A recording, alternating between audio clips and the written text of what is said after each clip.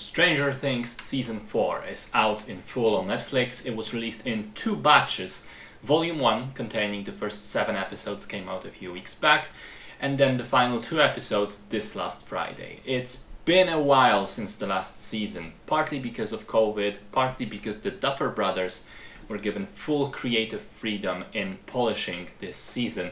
And that meant, first of all, a reported budget of $30 million per episode, which makes this the most expensive TV show ever made. And another part is the run times of episodes. In previous seasons we had episodes of around 50 minutes each, which is pretty standard for a Netflix show nowadays.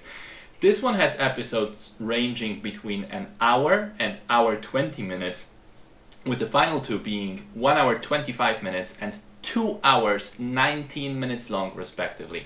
That's essentially a movie, and a long one at that. Anyway, I think it's all for the best, because it's clear from every angle that the season was made with great love and care, and honestly it is the best one since season 1, and I think it comes this close to it, with the only single thing preventing it from reaching that same level for me. It's that the simple, unavoidable fact that the first season was, well, it was the first. It was, new and fresh and surprising. It came out of nowhere. And it's impossible to recapture that feeling again. But on every other level, season 4 is just as good. The story picks up another year after the last one ended, which is kind of hard to believe with how grown these kids look like by now.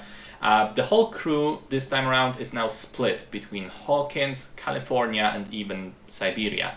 And of course, a new threat comes along, again connected to the Upside Down. That's as much as I'm saying. It's really fun to experience the story unfolding on its own.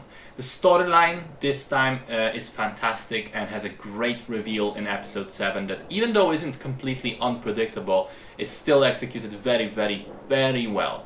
The biggest feat that the show manages to achieve, apart from mixing everything that made the previous seasons great, which is the humor, the mystery, the supernatural elements, the character relationships, the biggest thing for me this time is juggling all the characters and storylines. I mean, there's a lot of people involved by now, with Max, Erica, Murray, and Robin all remaining quite prominent characters, along the original cast, which to begin with was an ensemble. But we also have some newcomers, like Eddie, a metalhead outcast who is also the leader of the D&D-centered Hellfire Club. Somehow the show manages to make all of them pretty meaningful, have something to do, have an arc, and crucially also have great relationships with other characters.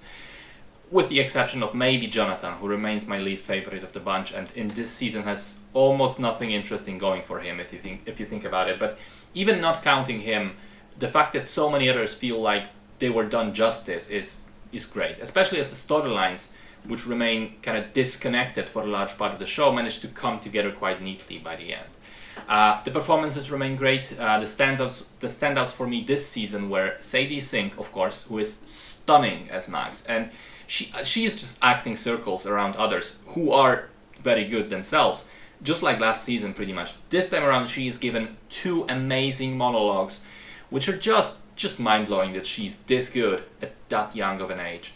Apart from her, I really enjoyed Maya Hawke, Joe Keery, especially his speech in the final episode, and Joseph Quinn as Eddie. He was a really cool presence.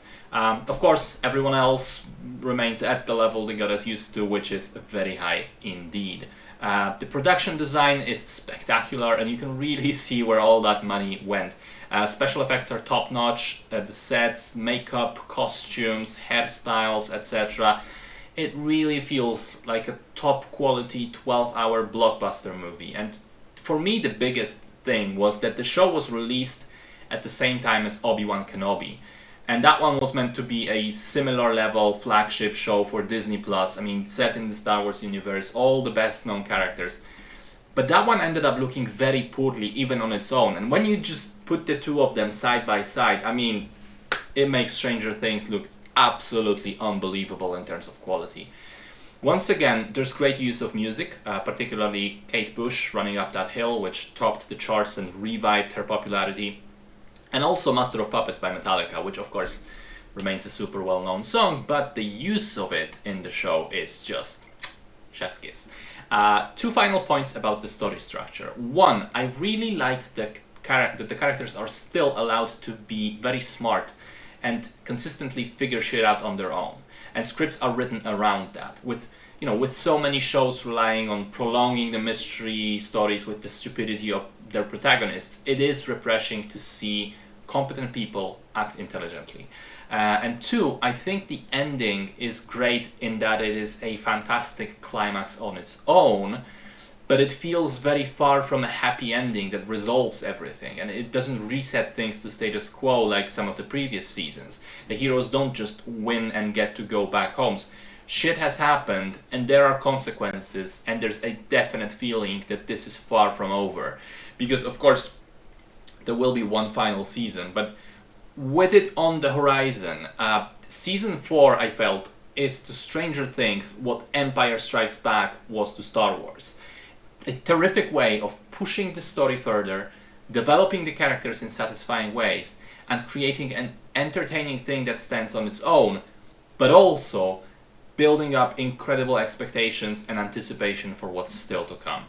Great, great stuff.